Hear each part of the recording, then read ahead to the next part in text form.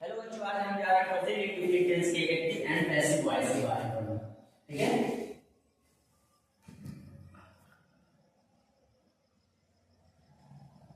Topic cover करेंगे interrogative sentence के बारे में।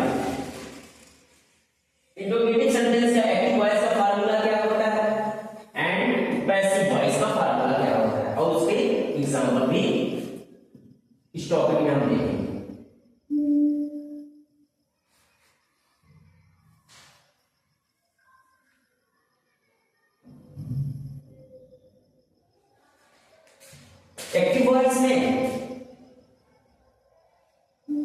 एक्टिव वॉइस में पहले क्या आता है डब्ल्यूएस फैमिली। डब्ल्यूएस फैमिली क्या होता है, जिसमें जो जैसे हु हो गया, व्हाट हो गया, वेयर हो गया, हुम हो गया, हुज हो गया, यानी जो डब्ल्यूएस से स्टार्ट।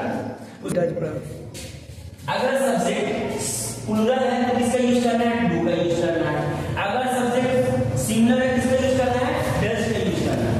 उसके बाद किसका यूज करना है, सब्जेक्ट का यूज कर देना है। उसके बाद वर्ब के फर्स्ट फॉर्म, उसके बाद ऑब्जेक्ट का यूज कर देना है। ठीक है, वहीं पैसिव वॉइस में डब्ल्यूएस फैमिली वही सेम से मुताबिक चले जाना। डब्ल्यूएस फैमिली अगर सब्जेक्ट क्या है, सिंगुलर है तो इज का यूज कर देना है। अगर आई है सब्जेक्ट तो एम का यूज कर देना है।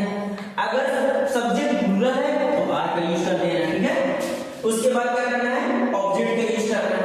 उसके बाद वर्ब के थर्ड फॉर्म का यूज करना है। उसके बाद बाई, उसके बाद सब्जेक्ट, बस यही है। जैसे एग्जांपल के do you read the book, क्या तुम किताब पढ़ते हो। क्वेश्चन है do you read the book, क्या तुम वो किताब पढ़ते हो। पहले क्या आया बाबू, पहले इसमें क्या आया, डू आया। डब्ल्यूएच इसमें क्यों कहीं नहीं दिख रहा है, तो पहले डू आया, तो डू को पहले आया। उसके बाद क्यों डू आया, क्योंकि सब्जेक्ट जो है प्लूरल सब्जेक्ट होने के नाते डू आया है। उसके बाद क्या आया, सब्जेक्ट आया है। उसके बाद क्या आया, वर्ब का फर्स्ट फॉर्म। चलिए वर्ब का फर्स्ट फॉर्म। द बुक जो है, द बुक क्या है, एक ऑब्जेक्ट है। लेकिन पहले उसके बाद पैसिव वॉइस में जब बनाना है तो हमें क्या यूज करना है, इज यूज करना है। क्या यूज करना है, अगर सब्जेक्ट ऑब्जेक्ट जो है प्लूरल है तो आर यूज करना है। अगर ऑब्जेक्ट सिंगुलर है तो हमें इज का यूज करना है। इसमें क्या यूज करेंगे, हम आर का यूज करेंगे। क्यों यूज करेंगे, क्योंकि सब जो ऑब्जेक्ट है वह प्लूरल है। तो ऑब्जेक्ट जब प्लूरल है किसका यूज करना है, आर का। आर लिखते हैं, आर हो गया। उसके बाद द बुक लिख दे रहे हैं, द बुक्स है ना, बुक्स। उसके बाद मेन वर्ब का थर्ड फॉर्म, रीड का थर्ड फॉर्म क्या होता है, प्रोनाउंसिएशन रेड होता है लेकिन स्पेलिंग रीड ही होता है, सेम होता है, रीड। उसके बाद किसका यूज करना बाबू, बाई। उसके बाद सब्जेक्ट यू का ऑब्जेक्टिव केस में सब्जेक्ट क्या होता है, यू ही होता है।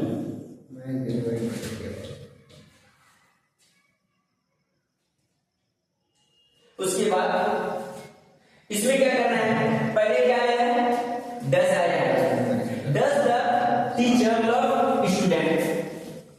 क्वेश्चन पूछ रहा है क्या टीचर बच्चों से प्यार करते हैं, तो इसको क्या करना है, पैसिव वॉइस बनाना है। पैसिव वॉइस में क्या लिखना है, पहले टीचर स्टूडेंट्स हैं, स्टूडेंट के साथ अगर ज्यादा स्टूडेंट्स हैं तो इसमें और का यूज करेंगे। पहले क्या है, डज। द टीचर जो है सब्जेक्ट है। उसके बाद लव क्या है, वर्ब है। उसके बाद स्टूडेंट्स क्या है, ऑब्जेक्ट है। यही ना है। उसके बाद पैसिव वॉइस में पहले स्टूडेंट्स हैं, आर का यूज कर दो भाई, आर का कर दें, आर। उसके बाद स्टूडेंट्स,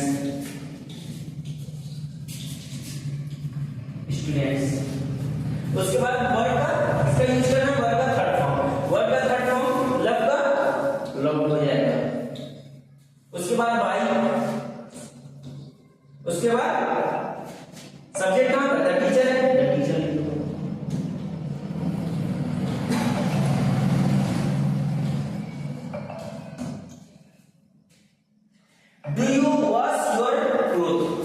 क्या तुम अपना कपड़ा धोते हो? नहीं धोते। ठीक है, पहले इसमें क्या आया है? पहले इसमें डू आया। डू क्यों आया? क्योंकि सब्जेक्ट जो है प्लूरल है, इसीलिए डू आया है। उसके बाद वर्ब का फर्स्ट फॉर्म आया है। उसके बाद योर जो क्लोथ है वह क्या है? ऑब्जेक्ट है। ठीक है, पैसिव वॉइस में अगर योर क्लोथ है तो किसका यूज करना है? आर का यूज करना है।